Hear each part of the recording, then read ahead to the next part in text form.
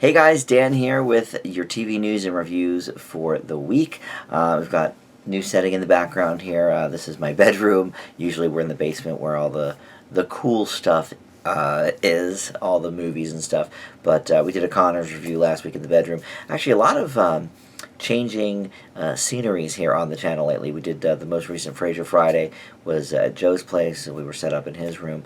But anyway, a lot of stuff to get to, so let's dive into everything. We have 7 reviews for TV shows this week. Last week was the first week we did that. It's previously been, 6 or less, but these shows keep coming fast and furiously at us. So this week we're going to cover 7 yet again, and really running the gamut. I mean, we've got a game show, we've got an entertainment roundup type show, which is basically the reboot of The Soup. We also have another reality dating show we're going to talk about, in addition to all of the usual scripted fare. So we've got a lot of ground to tackle there, and as well a good portion of news to talk about too. So first up, we always talk about renewals, and this week the biggest thing in renewal news was Dick Wolf and NBC coming to an agreement for several more years of all of his shows. He has 4 different shows on the air at NBC. SVU, Law and Order, that has been going for, I think it's in its 21st season, so this will take it even further. It's already broken records for, the longest running primetime scripted drama show, etc., etc. So, now that will continue on. And also the 3 Chicago shows, PD, Med, and Fire. I don't watch any of these shows. I've seen, obviously, SVU over the years, episodes here or there. It's on cable all the time. It's been a part of everyone's lives for a long time, so hard to miss, all of it. So I've seen a few episodes, probably 5 or 6 episodes. I know there's probably 300 episodes, but I've seen about 5 or 6 of them. And then the Chicago stuff, I saw, I think the first one, which was, I think PD's the most recent, so it was either Fire or Med. I think it was Fire.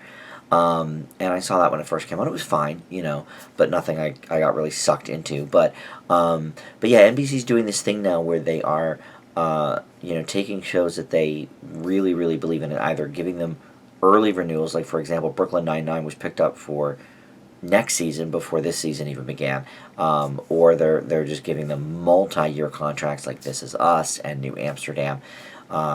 And so now we add these 4 Dick Wolf shows to the list. NBC execs are calling it the largest, production deal or whatever in television history, and I don't doubt it. I mean, that's obviously, huge programming for them.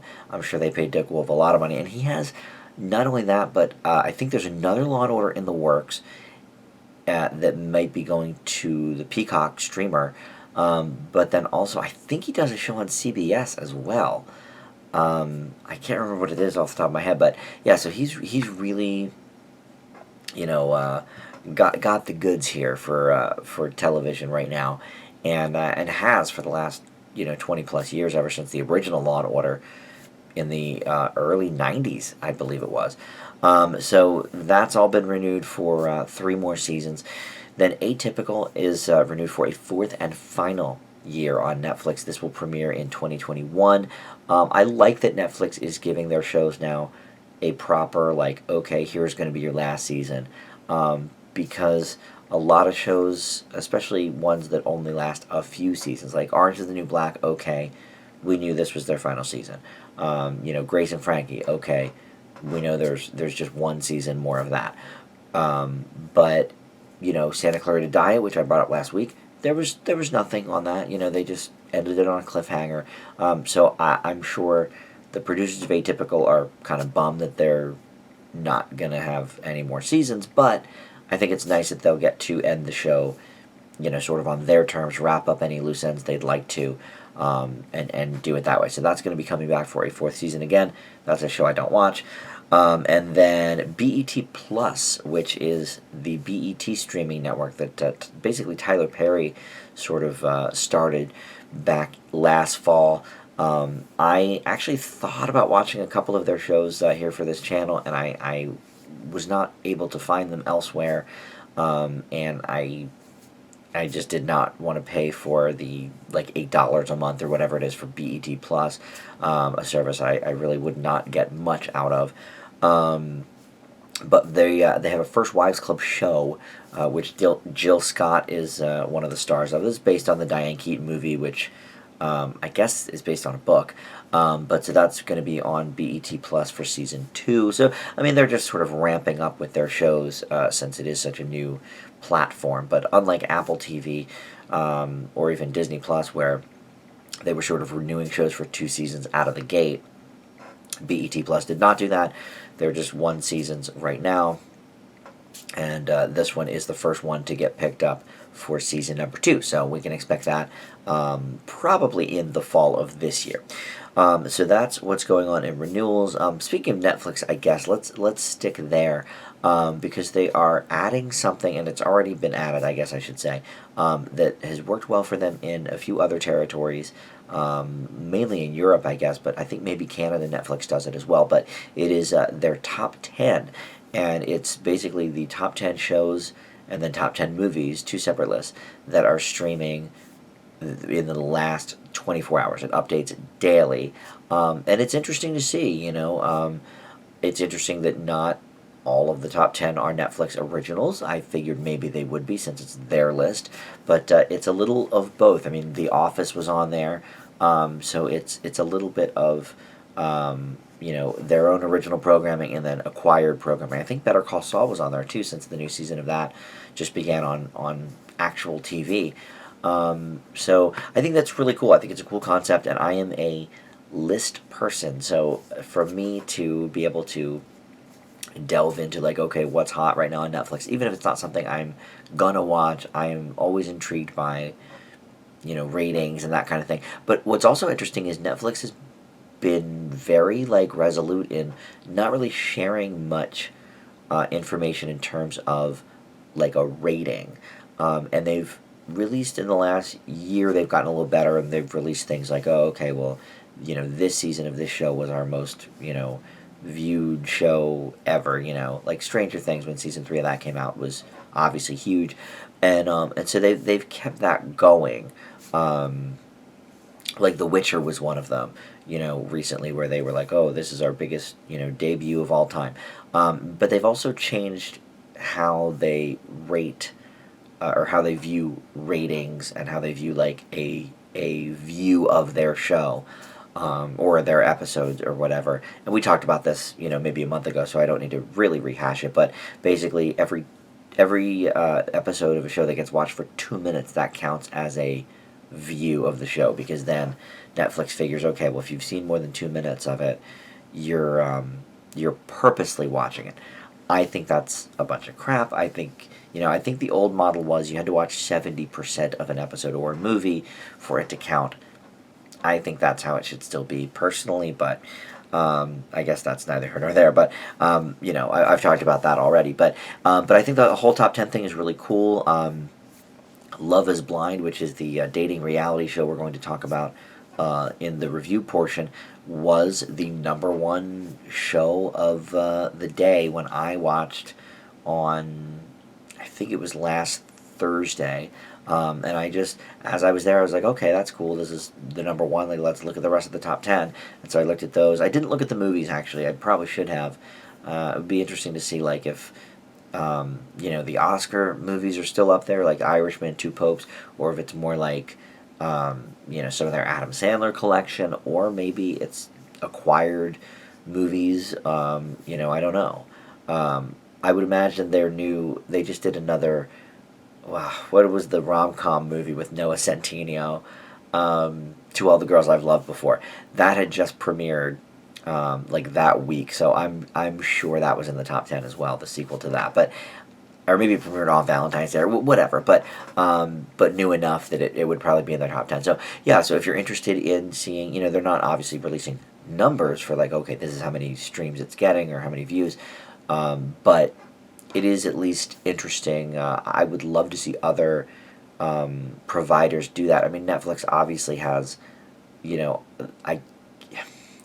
have the largest originals catalog for sure, but yeah, maybe Amazon Prime has more in terms of like total content. That would be interesting to look into. I don't know, but it's got to be one of them. Although Hulu has a ton of acquired content, not as many originals as Netflix or maybe even as Amazon. But with the acquired content, it might be Hulu has the most. I don't know. That would certainly be interesting to look into. But anyway, I think it's cool that Netflix is doing that. I would like to see more streamers do that sort of like, top 10 kind of thing. I think that's very, very cool. So speaking of streamers, we're moving on to Disney Plus now, and their Love, Simon reimagining is called Love, Victor. We talked about this, I think, when I first talked about Disney Plus, but this has been in the works for a while. And to be honest, I was a little surprised that Disney Plus was where this was going to go. And guess what? Now it's not. It's going to be on Hulu because, of course, Disney owns Hulu, so they can now decide whether to put things on Disney Plus, the Disney Channel, Hulu, FX, which is one of their new acquisitions, and now they can decide whether it goes on FX, FXX, or the FX portion of Hulu. So they have a ton of decisions, but Love, Victor is going strictly to Hulu. It's going to bypass Disney Plus. The reason I thought it was an odd fit wasn't necessarily because of the gay content of it, because Disney's always been very progressive in that manner. But it's a PG-13 movie that's not based around superheroes or Star Wars, so it seemed like a weird sort of fit for Disney Plus. And so sure enough, they released a statement saying that basically because of the themes of it, there's going to be some alcohol, some marital issues with the parents, and obviously teens exploring their sexuality. So they just thought it would fit better with some of the Hulu programming, like Pen 15, for example. But in a related story, now the Lizzie McGuire reboot, Hilary Duff is basically begging Disney Plus to put it on Hulu because she's basically saying that in this day and age, a woman in her 30s, like Lizzie McGuire would be struggling with some issues that maybe don't need to be on Disney Plus. She wants to do a more realistic show. For me, I don't know. I mean, I think there is something to be said for the sort of, more gentle or more family-friendly type of content. I mean, I don't like Full House or Fuller House, but that is a show that's sort of steeped in like saccharine and everybody's happy and whatever. I don't think there's anything necessarily wrong with that from a general perspective if this is not something that Hilary Duff feels comfortable about and she wants to portray something more real and more, honest, then obviously she, maybe shouldn't do the project if Disney Plus does not want to relinquish the rights to that and put it on Hulu. I don't know. I think the Love, Simon show makes more sense for Hulu. I think if the Lizzie McGuire show popped up on Hulu instead of Disney Plus, I would think that was kind of weird.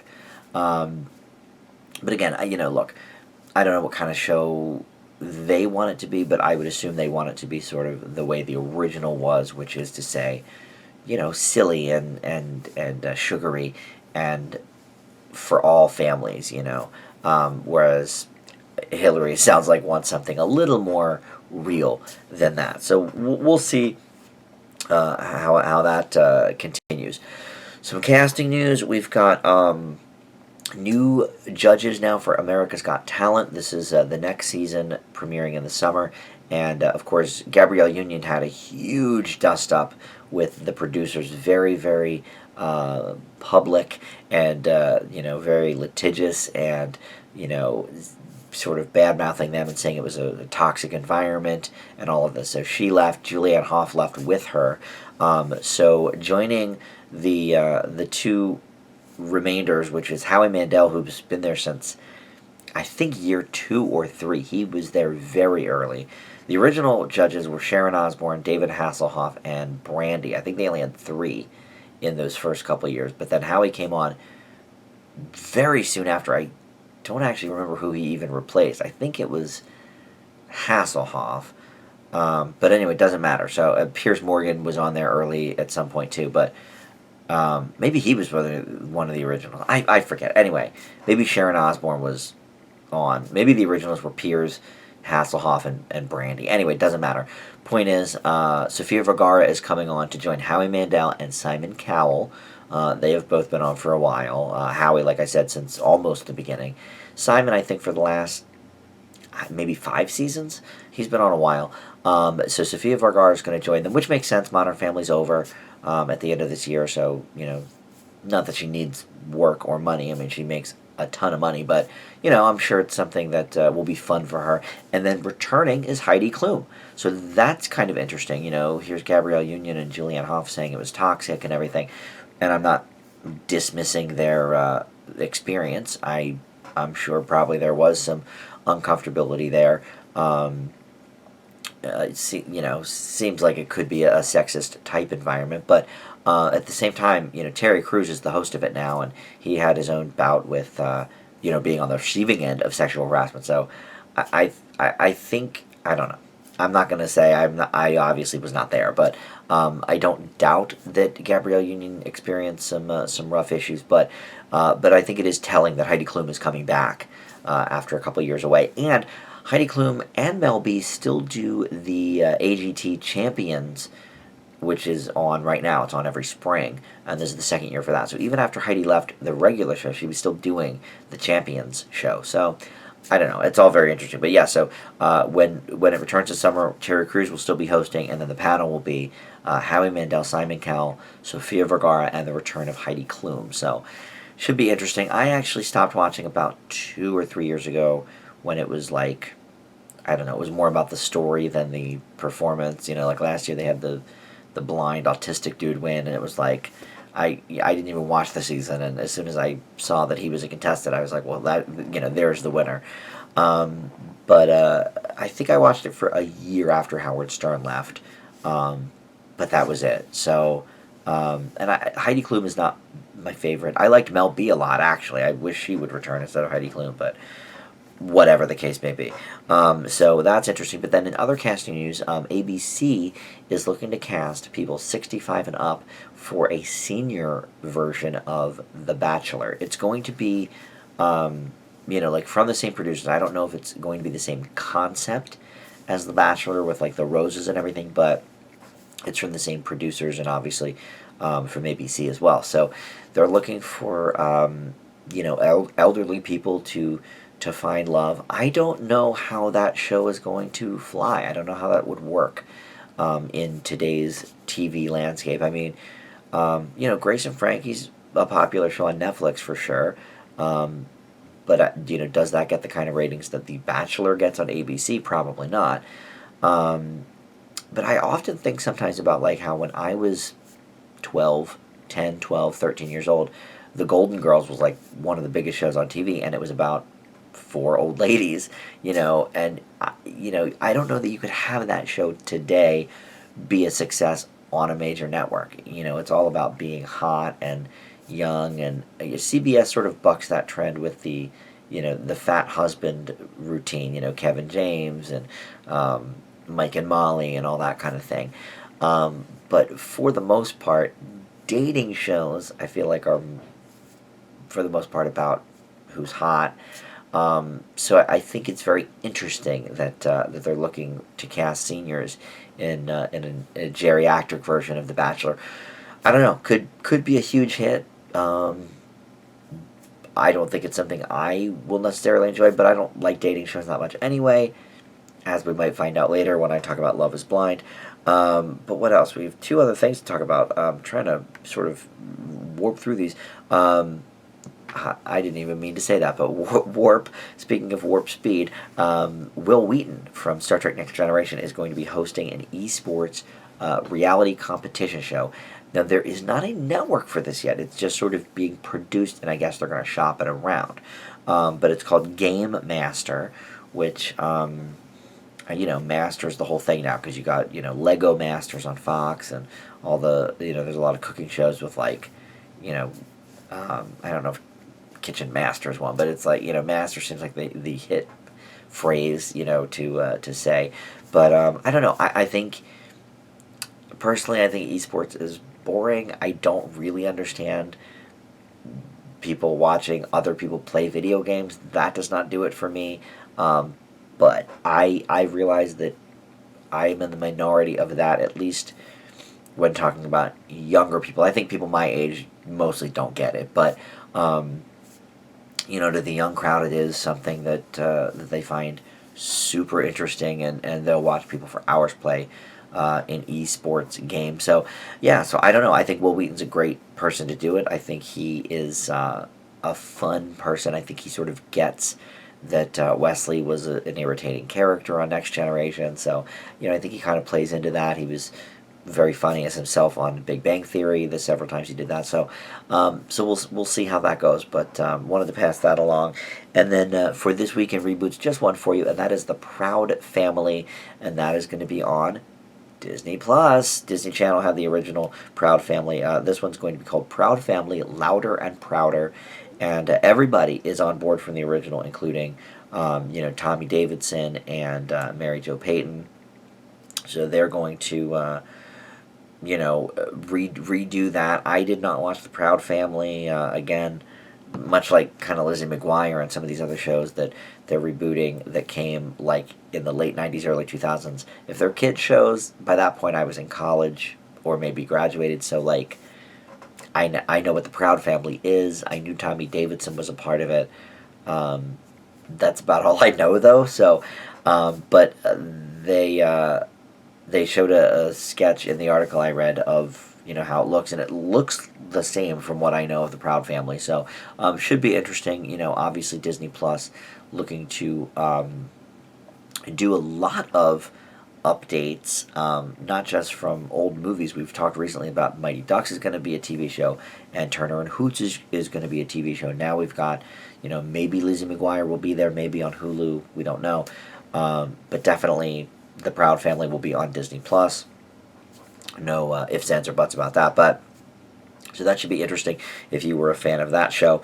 But you know what, we've done the news enough. Let's get into the reviews. I try to keep these shows under an hour, so with 7 shows to review and only about 40 minutes left, let's get to it. So first up we have High Fidelity, and this is, speaking of movies turned into shows, High Fidelity is on Hulu, and it is a 10-episode first season anyway. It's not touted as a limited series, so it could certainly be renewed for a second season, but it's based on the movie with John Cusack, which in itself is based on a book by Nick Hornby, and I love the works of Nick Hornby. I've never read his books actually, but I love his shows, or movies I should say, because he did About a Boy as well, which is like one of my favorite movies. Love that.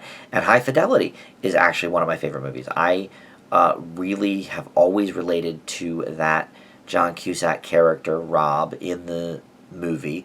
And here we have Zoe Kravitz taking over the role, and the name is still the same, Rob. And at least in the first episode, they have not said if that's short for Robin or Roberta, maybe. But, she's just going by Rob.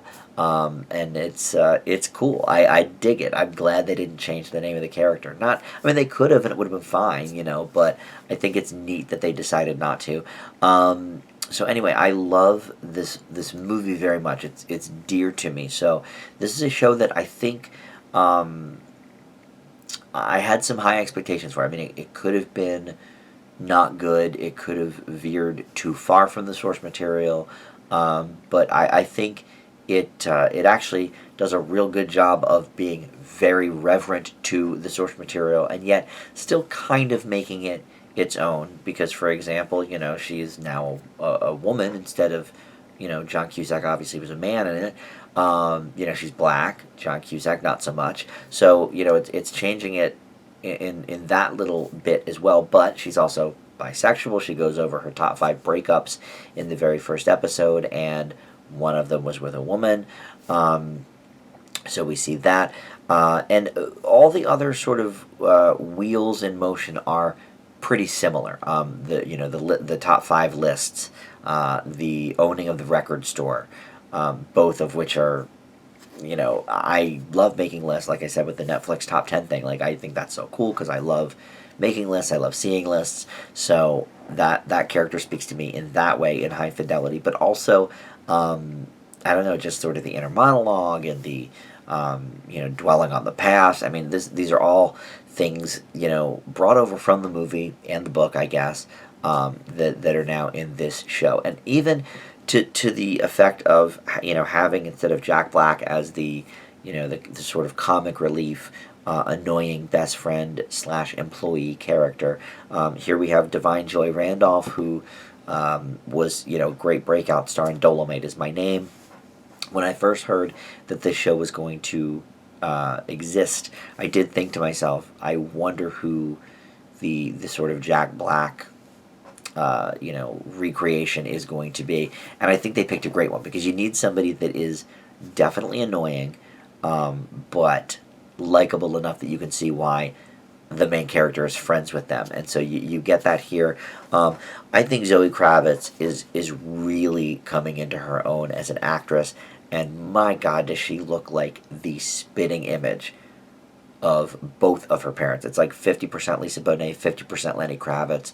Boom. Like, she got the best qualities, I think, of both. And obviously, talent as well. But, movie-wise, she's shown up in things, most notably the Divergent series. And, she's, been okay in them. But here, she really, this is her show. And I think it's awesome. She does a great job with it. The cast around her does a good job so far. Jake Lacy, who I go back and forth with, he was showing up in a lot of movies for a while, and I found him very annoying. Didn't love him in the last season of The Office, but it's hard to fault him for that. But he is the love interest here after the breakup in the very first scene, which was also the first scene of the movie. And so it'll be interesting to see where his character goes and how their relationship grows. So this first episode, goes very closely to the show, or to the movie, rather. And I found the same, actually, with About a Boy, the other Nick Hornby book I was just talking about. The first episode of that show was very much in reverence to the movie. I think this one, High Fidelity, even more so, probably exponentially. It's kind of like the U.S. Office in the first episode was like almost the exact same as the U.K. Office.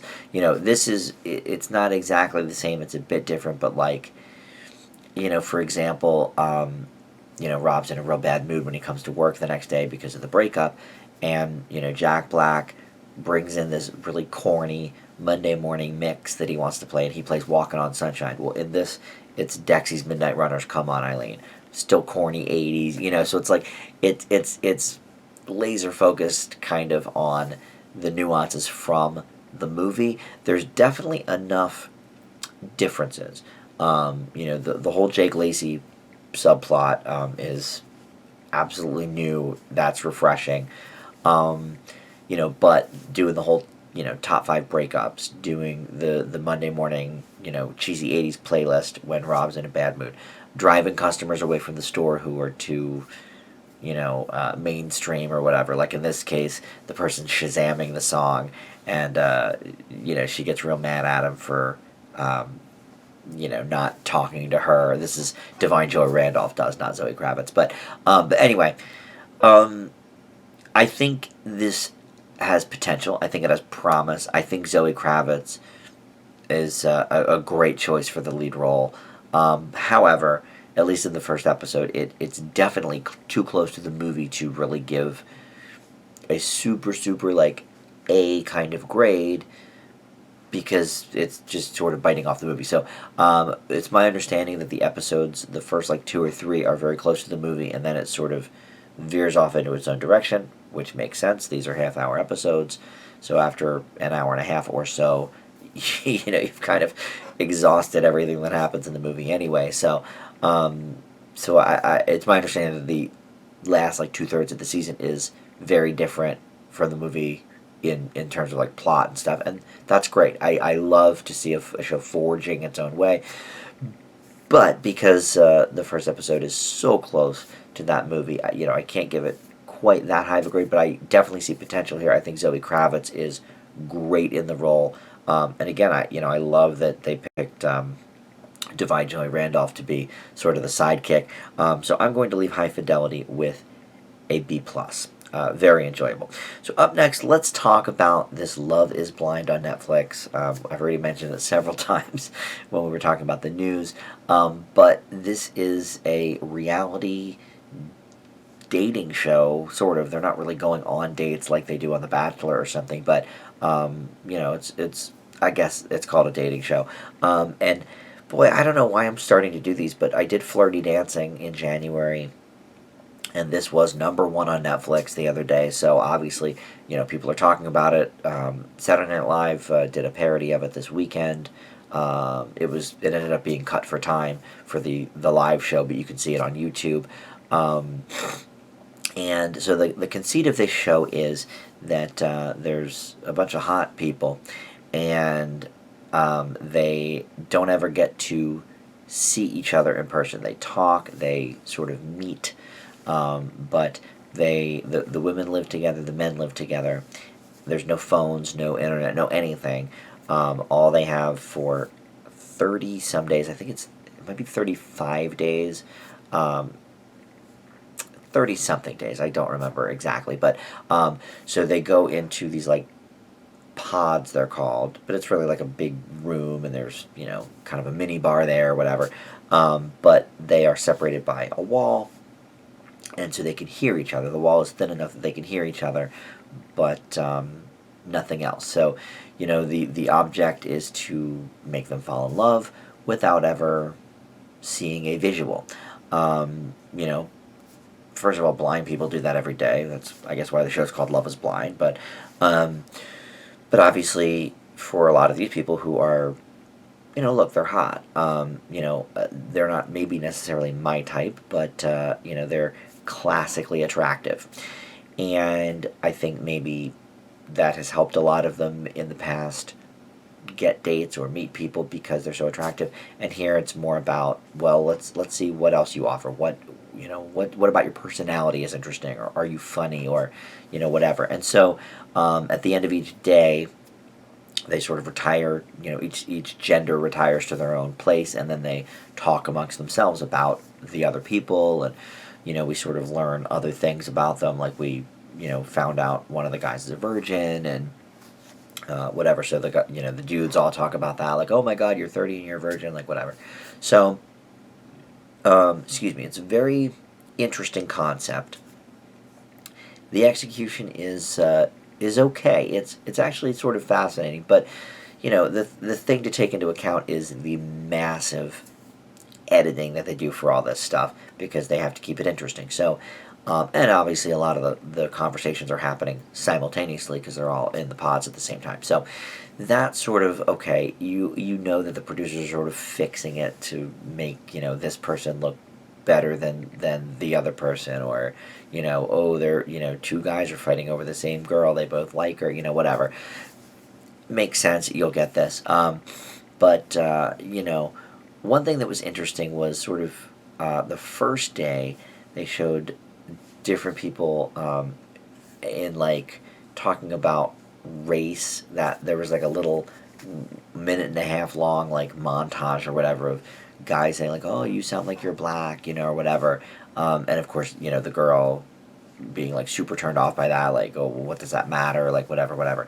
I find the people interesting in a certain way. I mean, I think they're all just too attractive. Like, I think this would be a better experiment if the people were all average looking. Like, I'm not saying get a bunch of uggos, but like, I think for the experiment purposes, I feel like average people might work out better. I don't know. It's hard to say. Or some hot, some average. So it's like, the person doesn't know really what they're getting. I mean, I guess they don't know what they're getting already, but also the parts where they were like in the house talking amongst themselves, I thought for the most part that was a bit boring. So, I give it a little step down for that. The people presenting it, I can't even really call them hosts because they showed up at the very beginning of the first episode and then we didn't see them again. Nick Lachey and Vanessa Manillo Lachey, who are, let's face it, like two very attractive people. So, like, the fact that they're hosting the show about, like, oh, well, does attractiveness matter? It's like, well, dude, you're Nick Lachey. Like, you've never had to worry about that.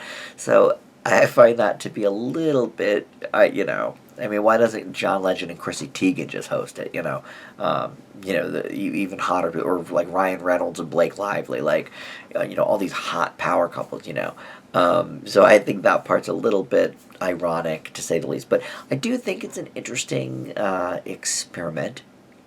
And by the end of the first episode, two of the couples were already engaged.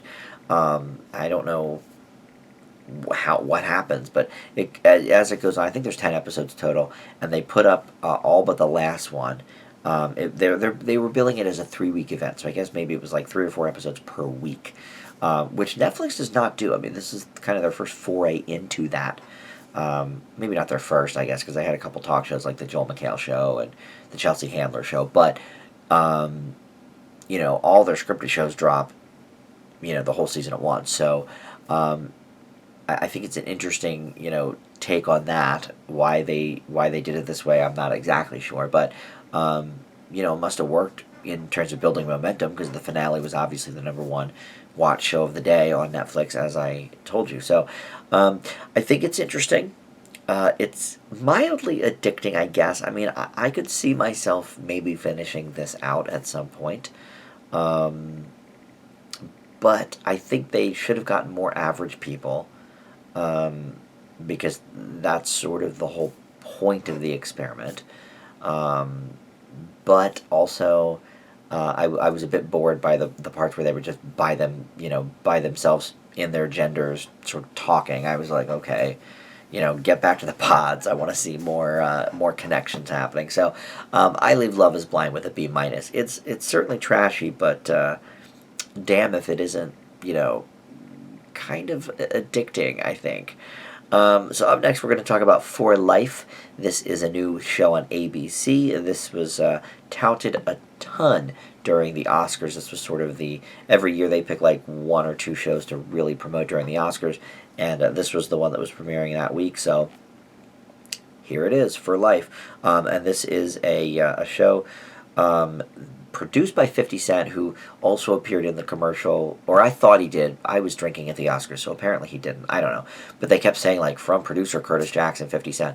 But he is in the cast as, like, a recurring character. So he wasn't in the first episode, but I guess he will be on subsequent episodes, at least, on a part-time basis or whatever. But Nicholas Pinnock is the star of the show, and it's based on, sort of loosely based on a true story. But the guy's name is Aaron Wallace. I don't know if that's the real person's name or just this character that he's based on, but he's been sentenced to life in prison for a crime he didn't commit. So he spends a lot of his time in prison, learning the law, and through some loophole that he discovered, he is able to practice law for other incarcerated people. So I guess each week is going to be a different case. I don't know, but at the end of the first episode, we realize that he's getting some resistance from this woman who she's running for something. I don't know. I think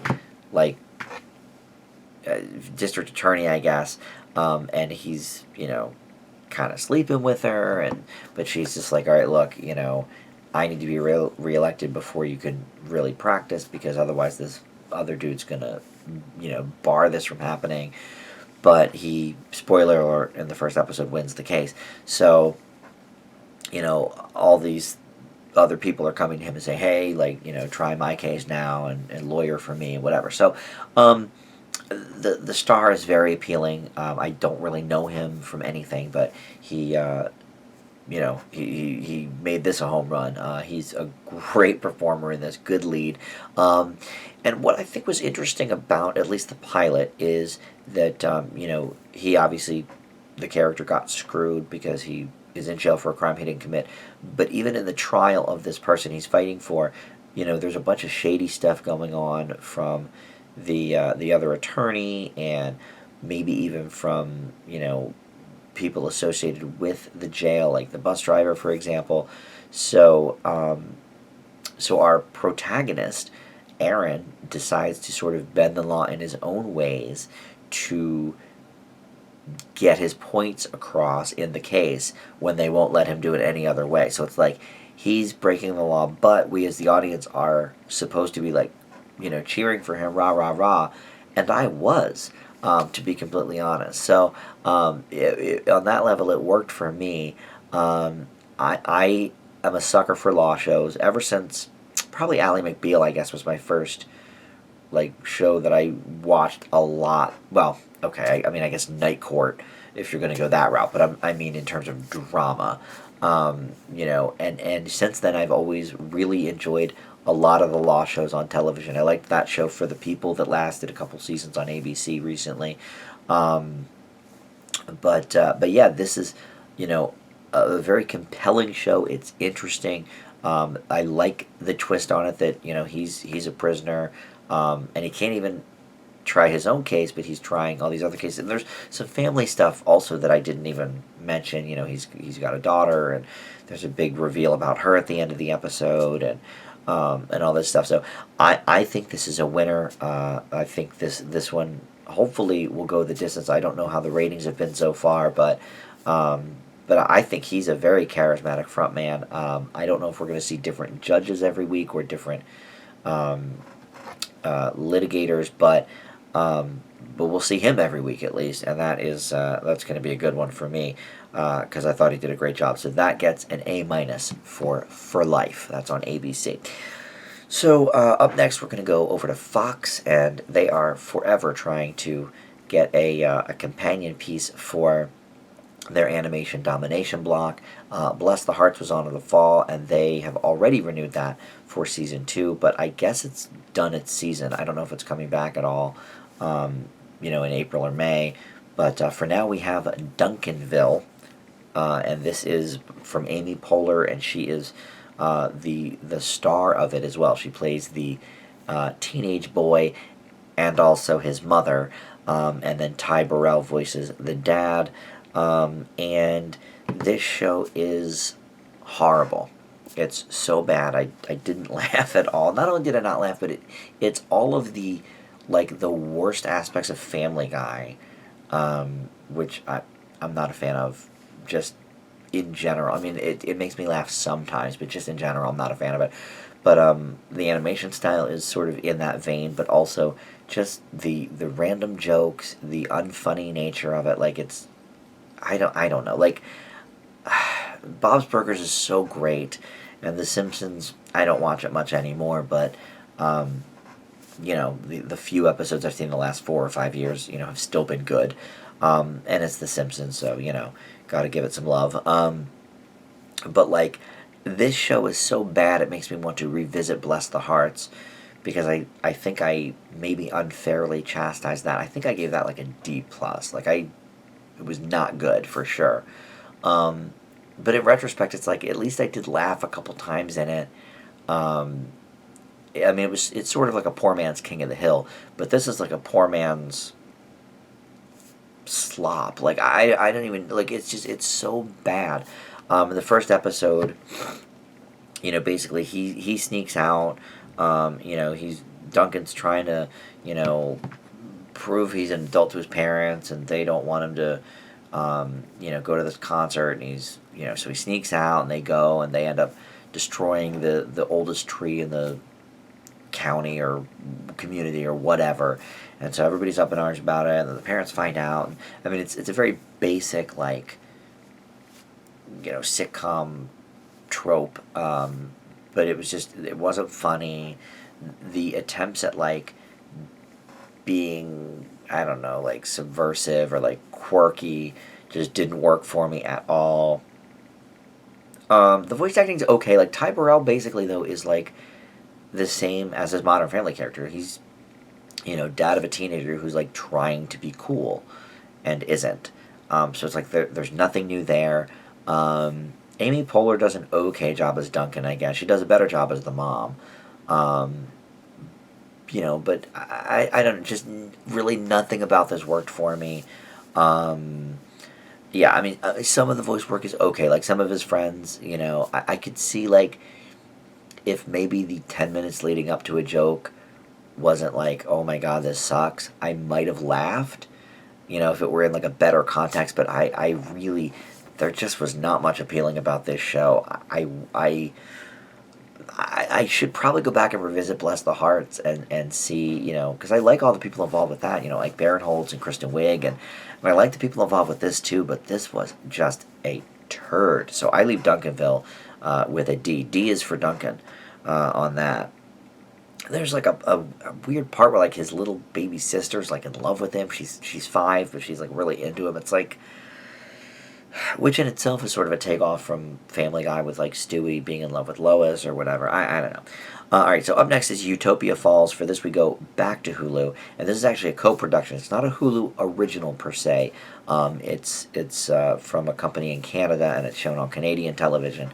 But here in the U.S., Hulu is the one who picked it up. And this basically is a mixture of, like, a young adult type of, like, scenario, like a Divergent or Hunger Games, Maze Runner kind of thing, mixed with, like, Step Up series. Like, it's so bizarre. Basically, they have, like, different factions, like in Divergent, and when you turn 16, you may get picked for this competition. And so, they pick different people. We've met maybe 4 or 5 of the characters by the time they start naming names, so you have a little bit of a stake in it. And the competition, we find out, is a dance-off. and I don't know if they're fighting to the death. It sort of seemed that way, but I don't know. I read a little more into it after the episode, and I don't think that's the case. I don't think it's like, if you don't dance well, you die. But I don't know. It's so weird. Like, who thought this was a good concept? I don't know, because it's not. It's real dumb. And the acting is actually okay. Like, that's, and there's a couple characters I am interested in their story, but, like, a lot of them are just so very, like, cookie cutter young adult, cookie cutter Divergent, that it just, there's just nothing new to it. And I think it wants to be this edgy sort of, like, oh, here's this dystopian future, but, like, a lot of it doesn't really make sense. I don't know why they have to have a dance-off. In the end of the first episode, 2 of these sort of outcast kids who hate each other, but then by the end of the first episode, they like each other. A cue eye roll. They discover what hip-hop is through this old ship's computer in the library, which is kind of like in WALL-E when they started discovering what things were. So, like, nothing about this is original, but I will say there's a couple of characters that are interesting, and the acting is not bad for this type of a show, but it's still pretty bad. So I leave Utopia Falls with a D+. It's probably even worse than that. Like, it was bad. All right, so we are rolling through these, so I'm glad. I think we can keep this under an hour. I have about 10 minutes left. So The Soup has returned to E. It was off E! Television for almost a decade. The last episode was what? All right, well, 2015. So we've only been off the air for 5 years. And really, it was December of 2015, so like 4 years. And then Joel McHale, it wasn't related to E! Or The Soup specifically, but Joel McHale had his Netflix show for a little bit, which was basically the same thing. But so here we have a new host, and her name is Jade Cara Preta. I don't know who she is, but I think she has something to do with, not Chris Lee Knows Best. What's one of those? Oh, Vanderpump. I think she has something to do with the Vanderpump reality show, which I don't watch any of these shows, thank God. But they said like in the introduction that she was like fired by Vanderpump or something. So I don't know. I don't know if that was just a joke or if that really, is her. She doesn't have a Wikipedia page, so I have no idea other than that she's a comedian who this person is. But so it is the soup. I mean, if you like the soup, this will be for you. If you don't like the soup, then you probably won't like this. If you don't know what the soup is, well, it's a show that started as Talk Soup back like 25 years ago with Greg Kinnear, and then it had a few different hosts for a while, or maybe Greg Kinnear wasn't the original host, but he was on it for a couple years, and that's sort of where he got his start, I guess. And then Aisha Tyler was on it for a little bit, but Joel McHale really sort of made it his own. He hosted it for, here you go, 11 and a half years he hosted The Soup. And he, for me, was probably the best host. I did like Greg Kinnear a lot. I didn't like the guy, he was an early one too, and I forget, maybe it says here, Talk Soup, John Henson. Yeah, I did not like John Henson. Although in retrospect, I've seen him like do stand up or be on a talk show or something, and he is actually kind of funny. So maybe I just didn't get the humor at the time. I don't know. Hal Sparks was also one of the early hosts of Talk Soup, but yeah, Joel McHale really made this his own. Built basically his whole kind of snarky brand on it. But this is just another iteration. I mean, if the writers are good and if the host is charismatic, it's a recipe for success because there's always going to be dumb crap on TV to make fun of. They make fun of the Kardashians in this. They make fun of Grey's Anatomy. There's a Judge Judy thing.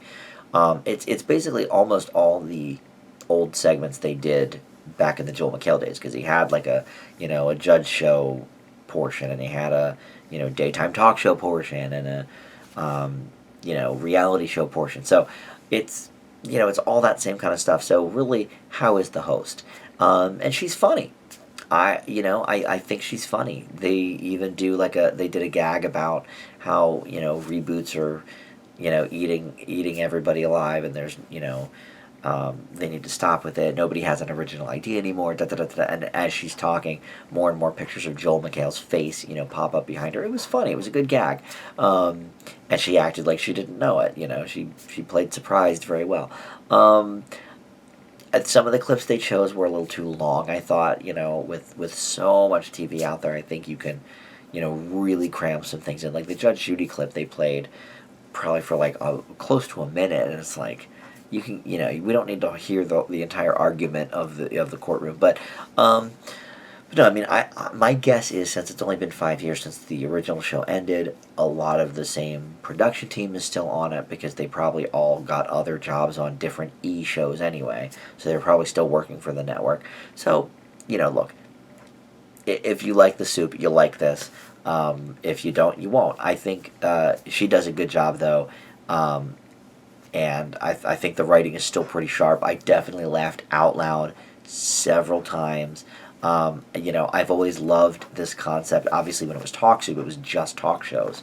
But then, once Joel McHale took over, it was sort of more of a cornucopia, which makes sense because, I mean, it's great to make fun of talk shows, but reality shows, especially like the celeb reality shows, are really, I think, the bread and butter. I mean, even when Beavis and Butthead came back, like 8 years ago or whatever that was, they weren't just making fun of music videos, they were also making fun of MTV reality shows, like Teen Mom and stuff. So, makes sense, always works for me, as long as the host is good and the writing is good, and it is here. So I give the new and improved, well, it's not improved, it's the same, the new soup, a B+. So finally, we have Hot Ones, the game show. Now, this is based on a YouTube show with interviews called Hot Ones, and basically, this guy, Sean Evans, chats with celebrities over different and increasingly spicy wings. And so this has been on for like 12 years. I probably have heard about it in passing, but I didn't really know much about it, to be honest. But I watched the show. It's on truTV, and he's also the host of the game show. And it's not celebrities; it's just regular people, and it's a trivia contest. But as they're answering the questions, in between rounds, they have to eat hot wings, and then I guess the idea is that the wings sort of cloud your mental ability and agility, and it seemed to work because there were some real dumb answers coming out of these people in the episode I saw. I'm not sure if I saw the first episode or not. I saw whatever the truTV app had up. I think it may have been the first episode, but this is this is just depraved. I mean, I don't understand. In the first episode, after the first plate of hot wings, like these aren't it goes way way increasingly, and in the first one, the one team member was like puking, and it was like on camera. They showed him puking into like this bucket, and then he was like, "Oh, let's continue, man!" Like, and his eyes are like just grossly red, and like it was. I mean, look, the Fear Factor stuff I never really got into. Like the worst part of Survivor to me is when they like had to eat gross stuff, and it's not that necessarily like grosses. I mean, it does gross me out to think about, but the worst part about it is just like looking at their reaction, and it's like, what are you guys subjecting yourself to? Like, now the grand prize on this game show is $25,000, so like that's cool. I get that part. The trivia questions are okay, I guess, but there's not many of them. I mean, I think in the whole show there was, I don't know, 10 or 12 trivia questions in a half-hour show, because the bulk of it and the point of it is to eat the hot wings. I don't know. This kind of thing doesn't do it for me. I think it's gross. But as a compare and contrast, I decided to watch an episode as well of the Hot Ones talk show on YouTube, and I chose the one with the most views in the last 6 months, and that was Paul Rudd, there was only two with over 10 million views, and the Paul Rudd one was one of them. So I said, okay, I love Paul Rudd. Sure, let's watch this. It's a half-hour interview with him, and of course on the game show they start at like a 7 out of 10, whereas on the interview show they start out very, maybe not mild, but mild compared to what they go to, and then sort of build up from a much smaller scale. I don't think the dude is necessarily a good interviewer because he's awkward, and like his delivery of the questions is a little annoying and a little awkward, but he asks good questions. Like, he was having a really good conversation with Paul Rudd, and so I enjoyed the talk show, but unfortunately that's not what I'm grading, because I am grading the new game show that is very, very, very, very, very loosely based on the interview show. So, yeah, boy, it's not good. I mean, this is like, I don't want to fail it, because it is a game show, and the trivia questions were at least interesting. But that's all it has going for it, and you could get interesting, questions on 10 other game shows that are on the air right now. Jeopardy and well, I guess Who Wants to Be a Millionaire just went off the air, sadly, but between Game Show Network and stuff like that, like, there's no shortage of trivia shows that are out there, but this was just, I don't understand who wants to subject themselves to this. At least in Survivor you're winning $1 million, not 25,000. Nice, I'll take it too, but these guys looked like they were miserable. It didn't look like they were having any fun. Like, the point of a game show is you want to be having fun. Like, you want to, as the audience, at least for me, I want to be on that game show. And for this, I would never go near. I mean, I don't do well with spicy anyway, but like, for me to just be puking on television and look like I'm ill, that's not how I want to enter on a game show. So this is just, it's just stupid. It's depraved. So Hot Ones, the game show, for me, gets a D. I'll give them some interesting questions. They did have some interesting questions, but that is, I mean, and it's not like they were that hard, because these people are not brainiacs. They're not Jeopardy contestants. But yeah. All right, so that is going to do it. We are just about at the hour mark here. So we got through it all. A lot of news. 7 reviews. We banged it out.